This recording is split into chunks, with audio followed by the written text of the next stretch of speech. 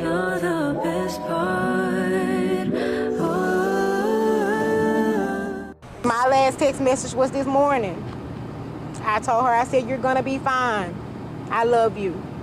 And she said, I love you too. I legitimately cannot believe this. I will remember this day for the rest of my life. Christopher appeared in court earlier today for the 24-year-old Malia Bess. Witnesses say they spotted the suspect at the leasing office Thursday, moments before he went inside and his wife multiple times. It was also said that witnesses called Bess's phone during the incident, and Christopher answered, confirming her death. He picked up her phone and told the people who loved her that she was already gone. Now watch how they say he walked out of that office once the standoff was finally over. The brief standoff ended when Christopher surrendered to SWAT, who was also on scene. Police say he was covered in his wife's blood. Today, a resident of Westwood spoke highly of Malia Bess's character, stating she was a kind-hearted person. That is Ron Christopher Allen, 52 years old, standing in the middle of a case that shook the whole city of Jackson, Mississippi, because the young woman on that ground was his wife of only a few months, and she was just 24 years old.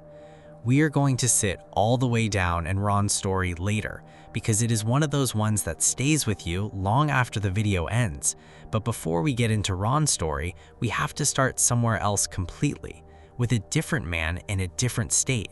A man who once had everything the world tells you a man is supposed to want, and who threw it all into the ground in a single night. It's just vegetables over probably. They're going to be taking supplies to make sure that they can have food for this week. And guess who's also here? Our lieutenant governor is right here. He's helping us to pack up and give food to individuals that are in need.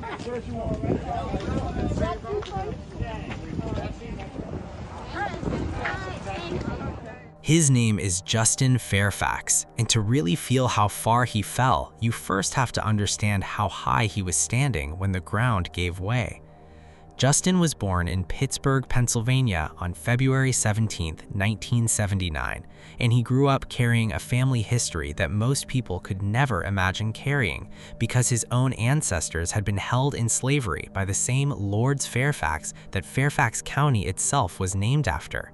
He was so proud of that history that when he was sworn in, he carried the original document that freed his great-great-great-grandfather into the state capitol with him. He turned all of that into fuel. He went to Duke University, he went on to Columbia Law School, and he built himself into a federal prosecutor, the kind of man who put real cases together in a courtroom before he ever thought about running for office.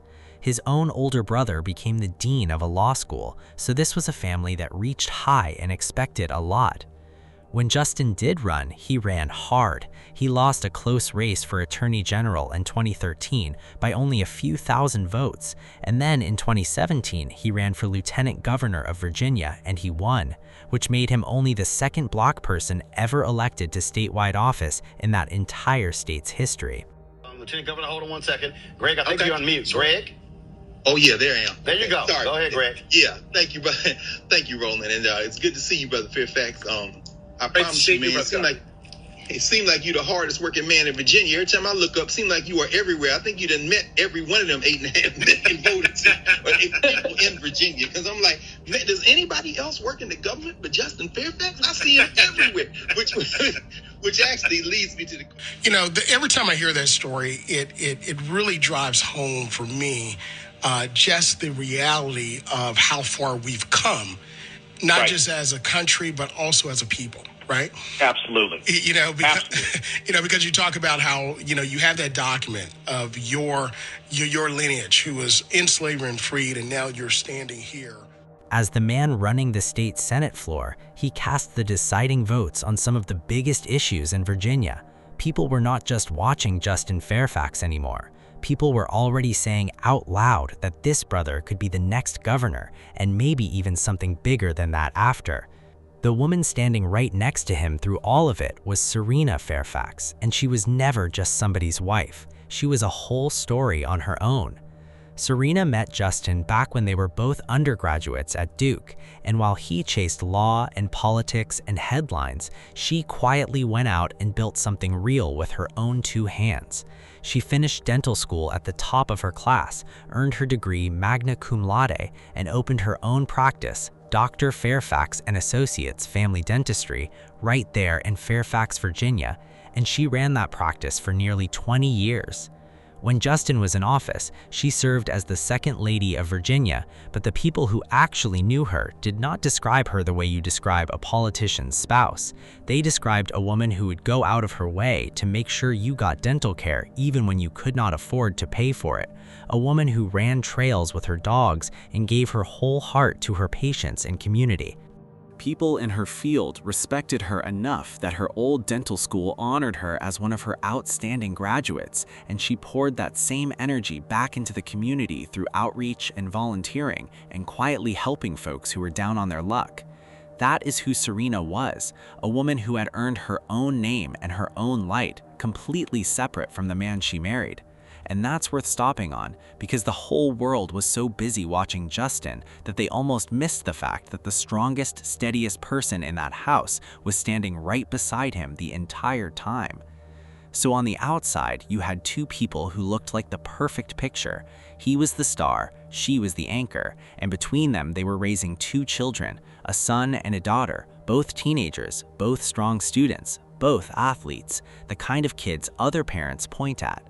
From the porch, from the driveway, from the church pew, everybody in that community thought they were looking at a Black family that had it all figured out. Here is the part that turns this from a success story into something a whole lot heavier, because behind that front door, the whole thing had already started to rot, and it had been rotting quietly for years while the world kept clapping. The first real crack came in 2019, when Justin was still lieutenant governor and still being talked about as the man who might run the whole state. In fact, he was reportedly only 2 days away from possibly becoming governor when a blackface scandal swallowed the man above him, and right in that window, 2 women publicly accused Justin of sexual assault from years earlier, back when he was a much younger man. Justin denied both accusations with everything he had in him. He called the whole thing a smear campaign. He took and passed polygraph tests, and he demanded that law enforcement investigate him. He was never criminally charged, and he was never sued. But in the court of public life, none of that mattered, because the damage was already done and it stuck to him like tar. He refused to resign. He finished his term, and then when he finally ran for governor in 2021, the man who was once the future of the party came in almost dead last. The rising star crashed all the way down, and the man who could not prove his innocence and could not clear his name went home, shut the door, and slowly began to disappear inside his own house. Understand what that kind of fall does to a certain type of man. He had built his whole identity on being the exception, the one who made it out and made it big, and when the world snatched that title away and refused to give him a clean way to earn it back, he had no map for who he was supposed to be. The law firm let him go, the offers dried up, the phone stopped ringing, and a man who used to walk into any room in Virginia and command it was suddenly a man with nowhere left to prove himself except the 4 walls of a house where his marriage was already dying. By the time Serena finally filed for divorce, the marriage was a marriage in name only, and the picture that came out in the court paperwork was hard to even read.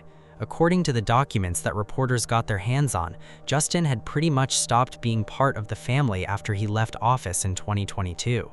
Serena told the court that he had pulled away into a home office area she described as littered with empty wine bottles, trash, and piles of dirty laundry, and that he would only really come out long enough to grab some food or step outside to smoke a cigarette. She said heavy daily drinking had become the everyday normal in that house. She said the mortgage kept falling into default while she carried the entire family on her own back as the only real breadwinner, and the filings went so far as to say he had chosen not to be a productive part of the family at all, with court records pointing to more than $750,000 in debt hanging over them. A news report from the time laid the situation out plainly. This tragedy comes amidst a contentious divorce. Court records show Fairfax was ordered to vacate the family home where the murder took place by April 30th. The court had also awarded Serena full custody of their children as she showed the court evidence that her husband had become a detached alcoholic. They were scheduled to appear in court on Monday for a trial to divide their assets. This tragedy comes amidst a contentious divorce. Court records show Fairfax was ordered to vacate the family home where the murder took place by April 30th. The court had also awarded Serena full custody of their children as she showed the court evidence that her husband had become a detached alcoholic. Now, here's the thing about how these two were living, and it is the detail that makes the whole story feel like a slow-burning fuse. Even though they were legally separated, the two of them were still under the same roof, night after night. Virginia lets a couple separate while staying in the same house, and because the divorce was dragging on and the money was all tangled together, Justin and Serena were sleeping in that same home while the entire thing fell apart around them and around their kids. That same roof arrangement did not cool anything down. It only kept the pot boiling, and the tension in that house had a history to it. There was one moment back in 2022 that should have been a flashing red light for everybody who cared about them. The court order later spelled out that Justin had bought a handgun using money that was set aside for the children's horseback riding lessons, and that he took that gun and left the house during what the judge described as an adverse psychological event, and that his relatives went out searching frantically and found him in a public park in such a bad state that they couldn't calm him down for hours, not until his own brother finally called in a mental health professional. Hold on to that gun because it comes back. There was another warning sign only months before the end. In January of 2026, Justin called the police and claimed that Serena had assaulted him. But Serena had put cameras in that home, and the footage proved his claim was simply not true, so no charges were filed against her at all. Think about what that tells you. This was a man willing to call the law on his own wife with a story that the cameras flat out disproved. Then, on March 30th, 2026, the judge handed down the order that basically set the whole thing in motion. He gave Serena primary physical custody of the children. He limited Justin to short, unsupervised visits that were tied to alcohol testing before he could even see his own kids. And he ordered Justin to be out of the family home by April 30th. The judge wrote that tensions in that house had been extremely high for a very long stretch of time, and he described Justin's drinking and his isolation as the signs of a man carrying a deep sense of fatalism and hopelessness. Read that plain and slow. A judge looked at this man and basically said he was drowning right in front of everybody, and then, because of how the law and the money worked, they all went right back to sharing the same house anyway. The final push came in the days right before the end. Justin got served with paperwork tied to an upcoming hearing about whether he had actually followed that March order, and his move-out deadline was closing in on him fast. A longtime friend of his, the author Sophia Nelson, had spoken with him just days before, and she said he was in a very dark place. She said out loud what a lot of people had been too scared to say, that she and others had quietly feared for a long time that he might hurt himself, and she was crystal clear that none of it, not one single piece of it, excused what he was about to do. Watch her put it into words herself. Serena Fairfax, anyone who knew her knew she was an amazing woman. Kind, good, a great dentist, faithful to her patients and her community, and faithful and loyal to her husband at the most difficult and dark moment ever for their marriage and for their family when these allegations about Justin came out in 2019 when he was serving as Virginia's lieutenant governor. Serena didn't deserve her ending. Serena did not deserve what Justin did to her. Those of us who talked to Justin as late as Monday or Tuesday of this week or were in often contact with him knew that he was depressed, knew that he was in darkness, knew that he was dealing with everything he had lost, feeling that there was no hope. Just after midnight on April 16th, 2026, it all came apart. Police say Justin shot Serena several times in the basement of that home, and then he walked upstairs to the primary bedroom and used that very same handgun to take his own life. Their two teenage children were inside the house the whole time. Their son was the one who found his mother, and their son was the one who called 911. And in that call, in the middle of the worst moment of his young life, he thought he was looking at a stabbing, because his mother was on the ground bleeding with holes in her shirt, and he couldn't find his father, even though his father's car was still sitting right there in the driveway. What makes it hurt even more is what the people around them lost that was about to be gained, because friends said the family had been talking just 2 days earlier about planning college trips for the same son and daughter who now had no parents at all. Cars stating that his dad might have stabbed his mom, saying that she's laying on the ground bleeding, can see holes in her shirt. Heard a fight about a minute ago, unknown where his father is now. Now that's the call that dispatchers put out to law enforcement after a 911 call came in Fairfax, Virginia, just outside Washington, D.C. after midnight, and authorities responded to a home on Guinevere Drive. It seems like the took place in the basement. It's described to me as a unfinished basement in the home. It's going to be a 45-year-old unconscious, not breathing. We're looking for a black male, 5'1", clean shaven. 431 Alpha, we got another subject down in the bedroom upstairs. Sure, 0023. I think this is going to be our subject. He's got a firearm with him, self-inflicted gunshot wound to the head. Justin, his wife, he runs upstairs in the home and into the primary bedroom, apparently, and shoots himself. Police say the former lieutenant governor killed his wife of roughly 20 years, Dr. Serena Fairfax, who was a dentist. The two of them met as students at Duke University. They had been married since 2006, nearly 20 years. They have 2 teenage children, and it was their son who called 911. Now, there's no reason a story like this will ever make sense, no matter who's involved, but police say the Fairfaxes were going through a divorce, and it appeared to be a messy one. From what I understand in this early stage, former Lieutenant Governor Fairfax was recently served some paperwork associated with an upcoming court proceeding that apparently led to this incident last night. Both of their children, teenagers, the boys older than the girl, were in the house when it happened. So that's horrible news for the family. Certainly a traumatic event for those children to live through. But we know that it all kind of culminated last night. In January of this year, Mr. Fairfax calls the police and alleges that his wife assaulted him. We responded to that scene. There are several cameras set up inside the house. Apparently, Mrs. Fairfax, at some point during these divorce proceedings, set up a lot of cameras inside the home. We reviewed those cameras, and we corroborated that the alleged assault never occurred. So there was no arrest made. There was a report written, but the allegation that Mr. Fairfax made in January that Mrs. Fairfax assaulted him was proven to be untrue. Police say that Fairfax was not cited for making a false report in that situation. Police say there were cameras inside the Fairfax home that Serena had put up as the divorce proceedings had gone on, and those cameras, police say, will be used as evidence in this case because they say the cameras were rolling last night when those gunshots were fired. Well, I know that they were separated, living together. I know that there are divorce proceedings that are underway and court appearances that are scheduled and pending in the very near future. I know he was served some paperwork recently. Apparently the paperwork indicated when he was next to appear in court. That may have been a spark, and detectives will figure that out, that led to this tragedy here. Again, a mother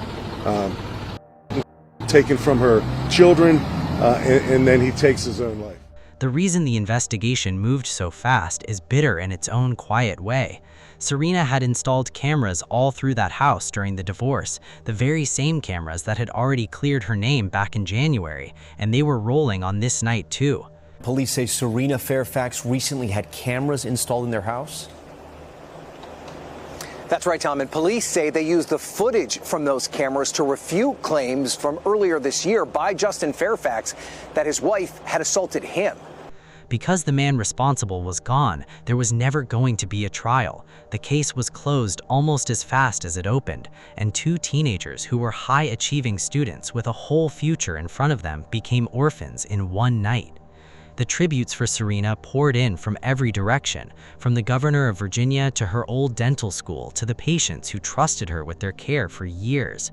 And almost every one of them said the same thing, that she was so much more than a politician's wife. She was the rock at the center of their family, and now that rock was gone, and 2 kids were left to carry a grief no child should ever have to carry.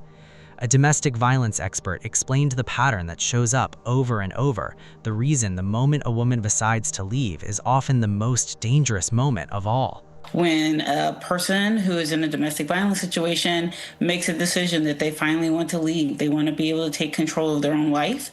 And that is when those who are abusive, who use violence in their family relationships and in their partner relationships, makes a decision that they are losing control and that this is the ultimate form of control, which is, I'm going to not let you leave and I will take your life so you can never leave.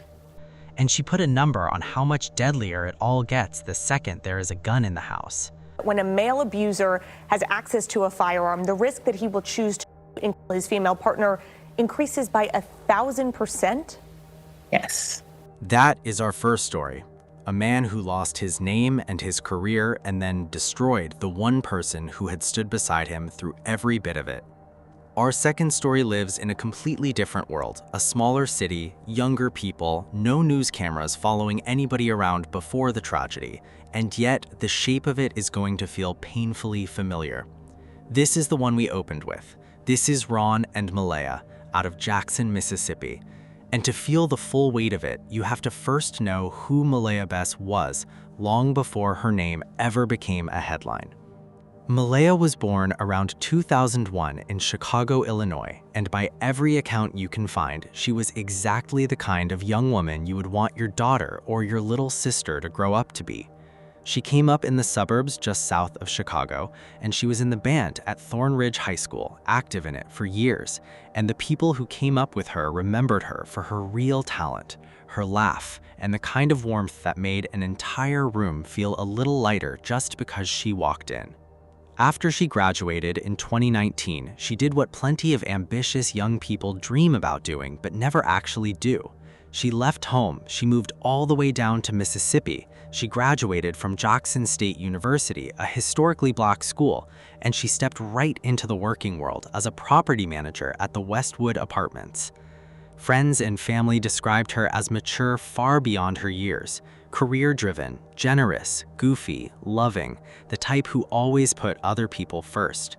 She was 24 years old and she was building an entire life from the ground up, all on her own. When she was gone, the people from her old high school band posted their heartbreak and wrote that her spirit and legacy would live on inside all of them. And hundreds of strangers lit candles for her online, which tells you the kind of mark a person leaves when they spend their short time here being genuinely good to people. Ron Christopher Allen was a whole different kind of story. Ron Christopher Allen was 52 years old, a lifelong resident of Jackson, and a father of 3. His recent years had been rough on him. He had a prior DUI that he was on a payment plan for, and he told the court that he had fallen behind on those payments after he went through hip surgery and got hooked on pain pills, which sent him up to New Jersey for a 28-day stint in rehab that by his account left him sober only weeks before all of this happened. So when Ron and Malaya married, what you really had was a man 28 years older than her, a man already carrying his own long battle with addiction and money problems, stepping into a marriage with a young woman who was just getting started in life. That age gap, 28 full years, is the very first thing a lot of people online could not get past, and honestly, it is the first thing you should sit with too, because it tells you plenty about who was holding the power in that relationship from the very first day. You're the best part. They got married on Valentine's Day, February 14th, 2025. It sounds like a movie when you say it out loud, a Valentine's Day wedding, but the marriage didn't even last a full 6 months before it started coming apart at every seam. Friends said the relationship was rocky pretty much from the jump, and by the early part of that summer, Malaya had already reached the point where she was scared for her safety. She packed up and moved out of the home they shared and went to stay with a friend, and she told the people closest to her that she did not feel safe sleeping next to Ron. Sit with that phrasing for a second, because it is heavy in a way that is easy to rush past. She was not saying she simply fallen out of love with him. She was saying she did not feel safe closing her eyes with this man in the room. Reports say she had even thought about filing for divorce, but hesitated because she felt intimidated. And that is one of the most dangerous traps a person can get stuck in, wanting out but feeling too afraid to make the move. Once the story went public, that age gap became the thing thousands of people online could not stop talking about, and a lot of them pointed to it as the kind of setup where an older man holds all the cards and a younger woman gets pulled into something she has a hard time getting back out of. Whether or not you put all the weight on the age difference, the people closest to Malaya kept steering the conversation back to the behavior itself, the control, the showing up, the refusal to let her breathe. Her close friend, Manisha Simmons, laid out exactly why she left, and you can hear that it was fear, plain fear, driving the whole decision. She did not want to leave him. She had to leave him, and he didn't want her to leave him. She had to leave him because she just had to for her own safety.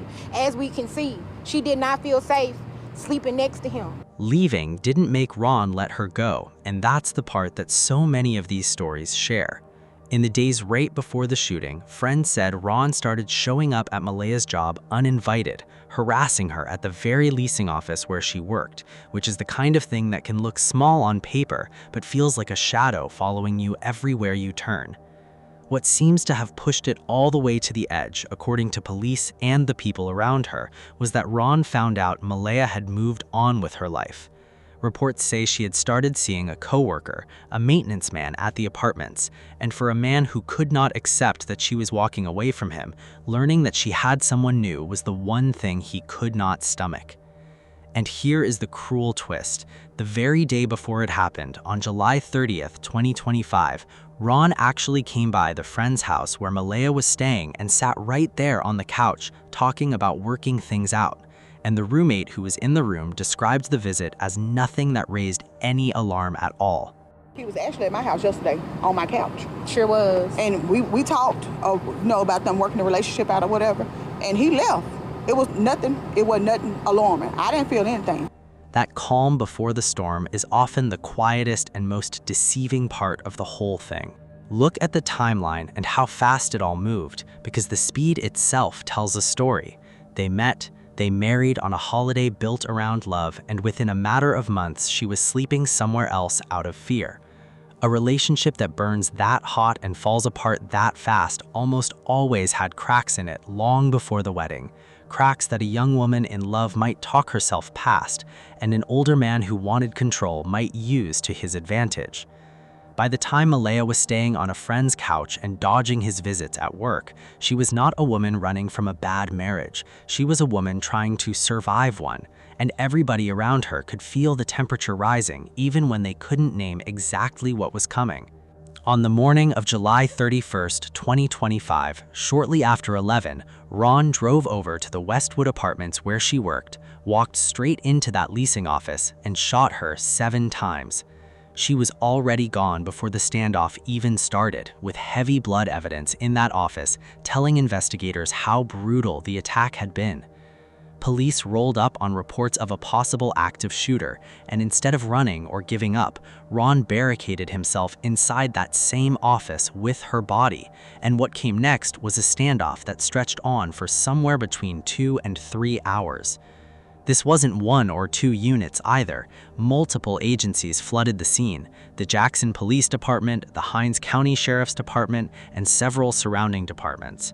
And trained hostage negotiators worked the entire time to bring the whole thing down without anybody else getting hurt or killed.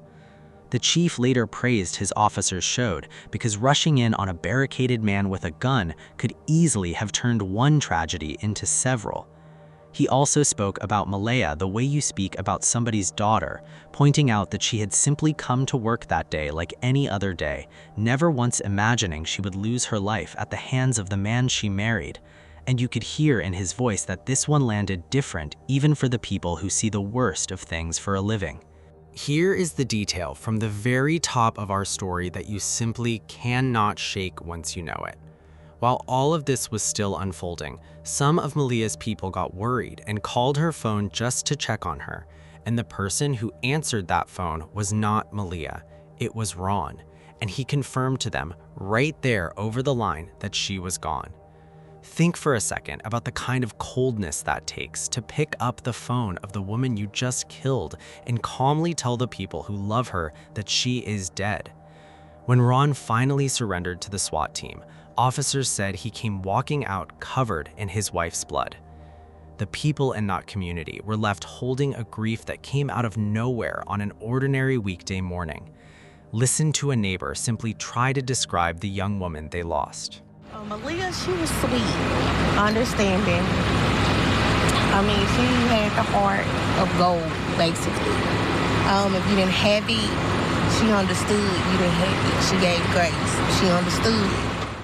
The Jackson police chief, Joseph Wade, stood in front of the cameras and named this thing for exactly what it was: a husband taking his wife's life and putting everybody around him in danger while he did it. 35th homicide of the year compared to 71 this time last year. We've shown a drastic reduction in homicides, but again, this is domestic related. This is a husband taking his wife's life, then putting all of these other people's lives in danger, including law enforcement. Very sad day, but I'm glad that we were able to mitigate this situation without any further loss of life. Chief Wade also said something in his fuller remarks that stuck with a whole lot of people, that he wished they could have done more to prevent it, and that too many people do not know how to deal with someone wanting to move on with their life. That one sentence holds the entire tragedy inside it. A young woman wanted to move on, and a man decided that if he could not have her, then nobody would. The chief pointed out that his city had actually seen its killings drop compared to the year before, which made this one hurt even more because it was so senseless and so avoidable, and it landed as the 35th homicide of the year in Jackson. This is not some once-in-a-lifetime thing either, which is exactly why the sheriff over in Hinds County reminded everyone that domestic calls are among the most dangerous calls that any officer ever gets sent to. The pain sitting under all of it comes through the clearest when you hear the friend who exchanged her final words with Malia that same morning. Well, Troy, friends say Bess was a great person and that her death is something that will stick with them for a lifetime. My last text message was this morning. I told her, I said, "You're gonna be fine. I love you." And she said, "I love you too."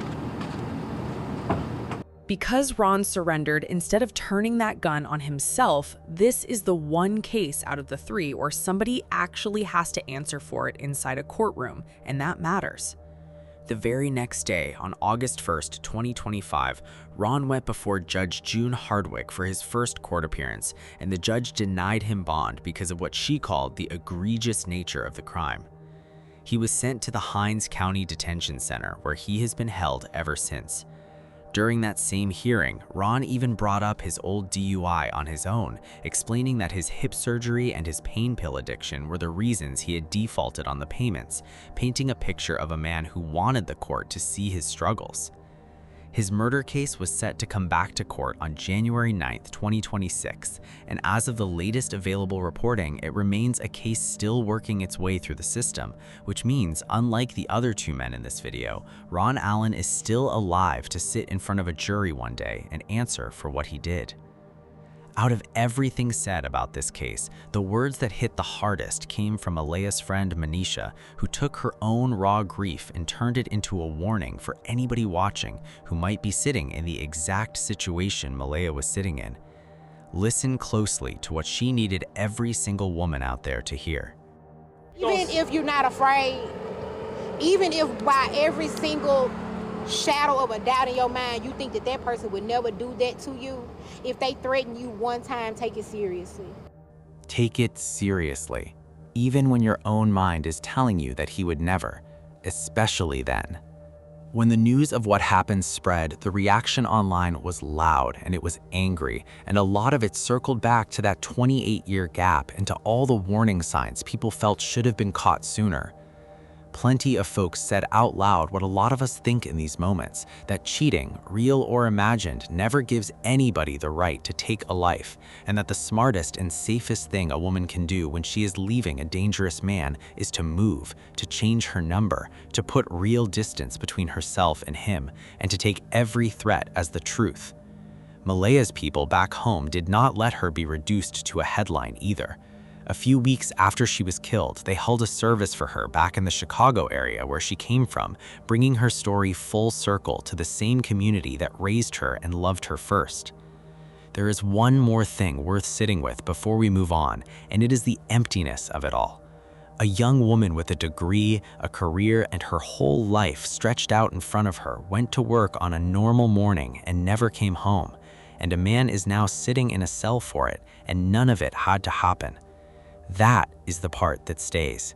Not the drama, not the age gap, not even the courtroom, just the plain fact that Malaya wanted a safe, ordinary life, and a man decided he would rather end it than watch her live it without him. That is two stories now. Two women who were quietly building lives, two men who could not handle being left behind, and two families changed forever. Our third and final story is the one that moved the fastest and spread the widest of them all, because most of it did not play out inside a courtroom or a police report at all.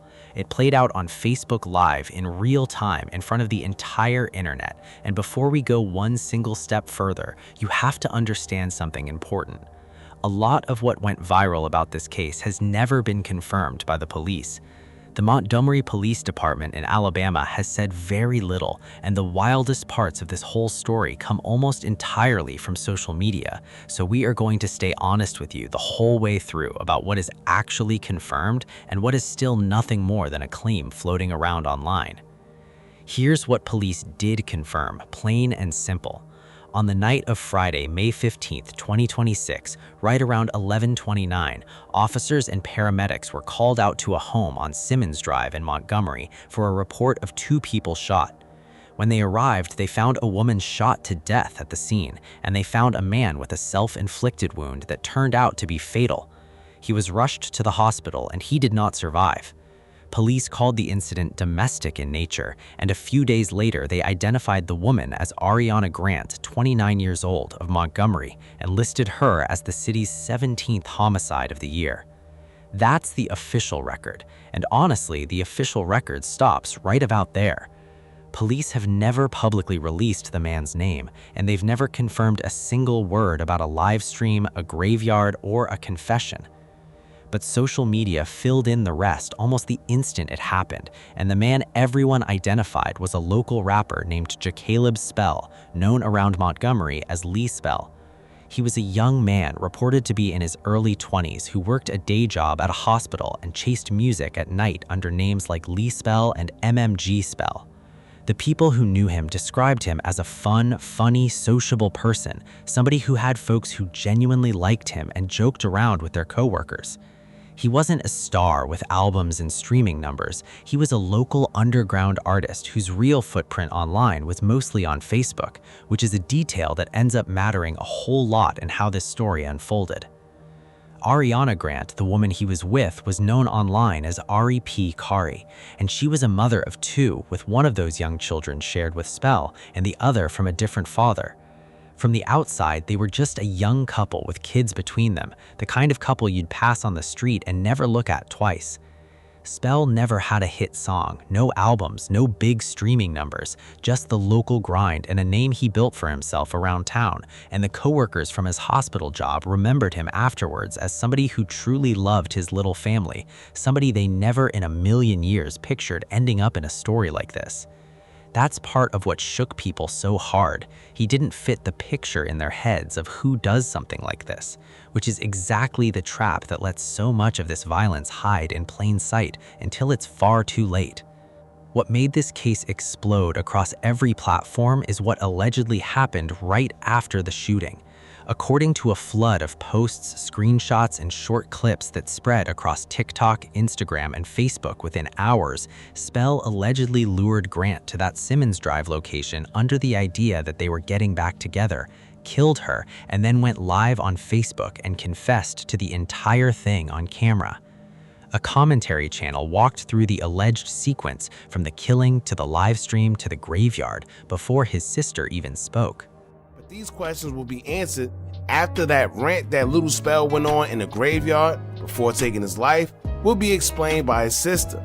Now, after Little Spell took his child's mother's life, he would take to his Facebook on live, admitting to taking her life as well as other guys he was involved in when it came to them losing their lives as well. However, when it came to his child's mother, he kept bringing up words such as betrayal. In those alleged streams, social media says he talked about betrayal, he talked about her cooperating with the police, and he claimed she was set to testify against him in court in connection to a prior killing. Then, still according to those unconfirmed accounts, he made his way to a local graveyard and took his own life right there, which does line up with the self-inflicted wound the police actually described. Once more, so nobody misunderstands, none of the livestream details have been confirmed by law enforcement, but the clips and the reactions took over the internet almost overnight. Now, we have to keep our feet on the ground here because this is the exact point where the internet stops being careful. Every serious outlet that touched this story wrapped it in words like allegedly and reportedly, and social media users claim, and they did that on purpose because the man never got to stand trial and the police never put their name behind a single one of these details. The original stream itself was taken down, so what spread was clips of clips and reactions to reactions, and by the time it reached most people, it had been passed through so many hands that nobody could tell you for certain what was real and what got added along the way. Hold that in your mind as we go. I don't deserve this shit, bro. Nigga, I know I'm finna...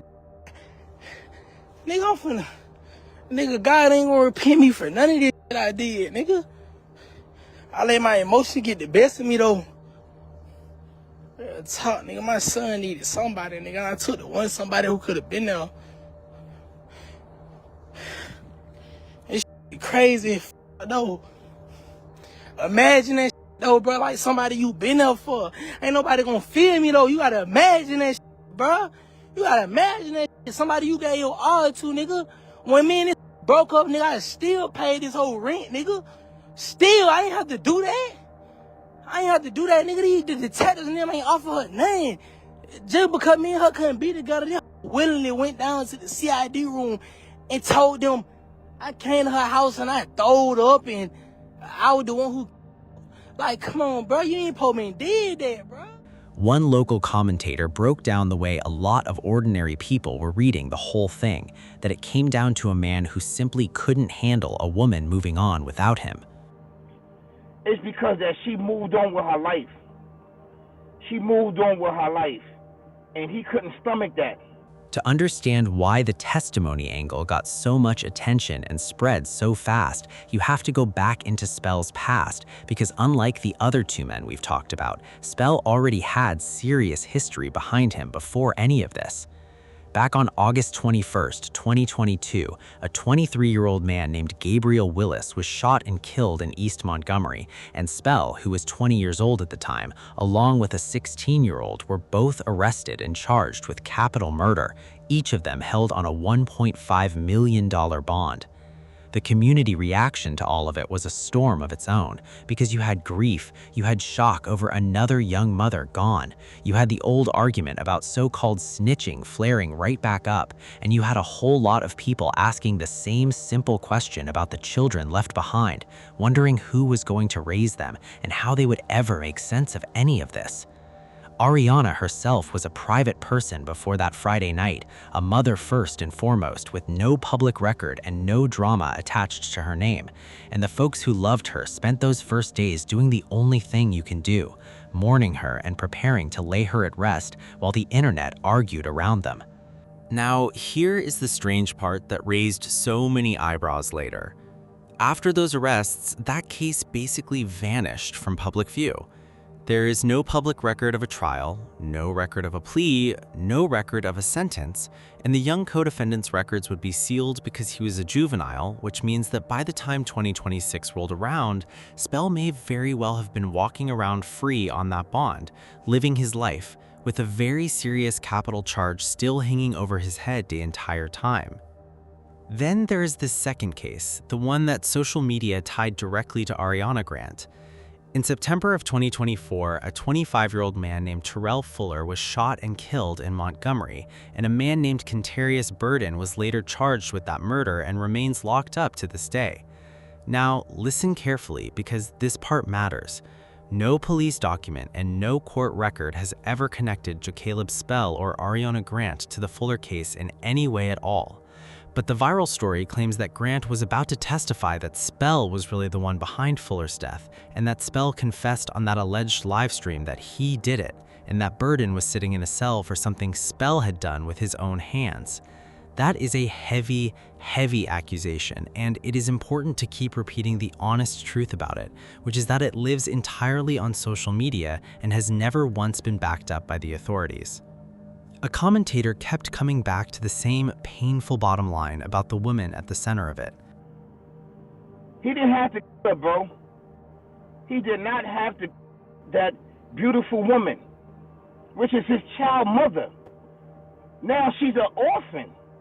The person who ended up adding the most fuel to all of it was Spell's own sister, who went on Facebook Live herself and flat out refused to let people paint her brother as some monster acting completely alone. In her telling, this was not just a man snapping out of nowhere over a breakup. She claimed Grant was tangled up in the street life right alongside him, that the two of them had a Bonnie and Clyde type of thing going, and that the betrayal ran in both directions. Listen to how she framed it, and keep in mind the whole time that this is a grieving sister speaking her heart on a live stream, not a court laying out proven facts. Both of them got blood on their hand. My brother is young, she is up there. Anytime my brother fresh out of jail going with this girl, anytime my brother don't know nothing about half of the niggas that he set up and get with this girl put him on the boys. She put him on. So if you gonna be Bunny and Clyde, you gonna ride like Bunny and Clyde. You got the blood on your hands just as he got the blood on his hands. He ain't falling on you. She went even further than that. She claims the first time Grant supposedly turned on him, Spell loved her so much that he took a plea deal himself, that he was willing to go do a few years of time just so she would not have to be involved at all, and that the depression everybody kept pointing to was really heartbreak and betrayal wrapped up tight together. She even argued that her brother was about to beat the case before any of this happened. Whether you believe a single word of it or none of it, it captures the ugly, honest truth about how these tragedies actually get processed out in the real world, where a whole community ends up arguing back and forth on live video about who did what to whom, while two people lie dead, and small children are left with neither one of them. Because both people involved were gone, there was never going to be a trial, and there were never going to be any charges, and social media said the case was effectively closed the moment it was clear the man was deceased. What remains is a little boy who lost his mother and his father in the same night, and a family on Grant's side left to bury a 29-year-old woman who had her whole life in front of her.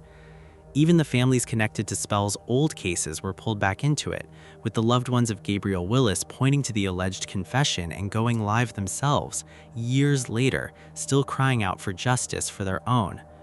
If the Lee Spell case feels like something you have seen before, that's because, in a way, you have, and it points to a pattern that is far bigger than any one city or any one couple. Back in December of 2021, up in Maryland, a 44-year-old man named Rajay Black shot and killed his ex-girlfriend, then went live on Facebook outside an apartment building and calmly admitted exactly what he had just done, telling the people watching that he couldn't go to prison and even naming the next person who planned to hurt before he did it. He then killed his ex-wife and took his own life, and his children were reportedly sitting in a car nearby while the whole nightmare played out. Different state, different names, no rapper, no testimony angle at all, and yet the same terrible core sitting right in the middle of it. A man who felt like he was losing control, a woman he refused to let move on, and a phone turned into a stage for the entire world to witness. And it's not the only recent one either.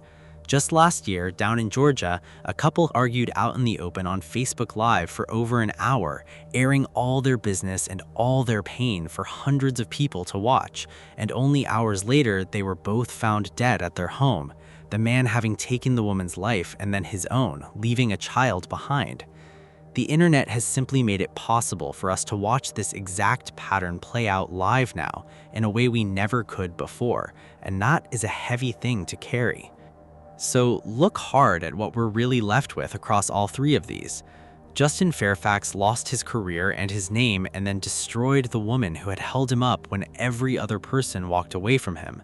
Ron Christopher Allen married a young woman on Valentine's Day and then took her life at her own job the very moment she chose herself and chose her safety.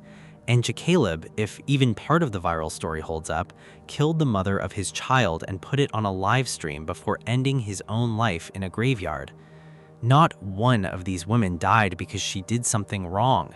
They each died in the moment they tried to leave, tried to move on, or tried to tell the truth.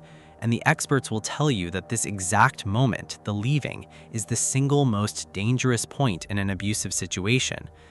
There's a harder conversation buried inside all three of these too, and it's worth naming plainly, because in every single one of these cases, you had a man who was clearly falling apart long before the worst night came. Justin was drinking himself into isolation, with a court practically begging him to get help. Ron was fresh out of rehab and drowning in his own problems. Spell, by his own sister's account, was carrying pain he never let anybody see. None of that, not 1 ounce of it, excuses what any of them did, and the accountability sits squarely on the men who pulled those triggers. But it does say something about how many brothers are walking around hurting in silence, telling themselves that asking for help is weakness until that silence turns into something nobody can take back. Naming that is not about making excuses for these men, it's about the next man watching this and the woman's life who might depend on him choosing a different road. If you're watching this and something in one of these three stories sounds like your own life or the life of somebody you love, please do not talk yourself out of what your gut is already trying to tell you. Malaya's friend said it better than anybody, so let her words be the ones that stick with you. If they threaten you one time, take it seriously, even when every single part of your mind is insisting that he would never. Rest in peace to Dr. Serena Fairfax, to Malaya Bess, and to Ariana Grant. If this story reached you, share it, because the right person seeing it at the right time is sometimes the only thing in this world that changes how the story ends.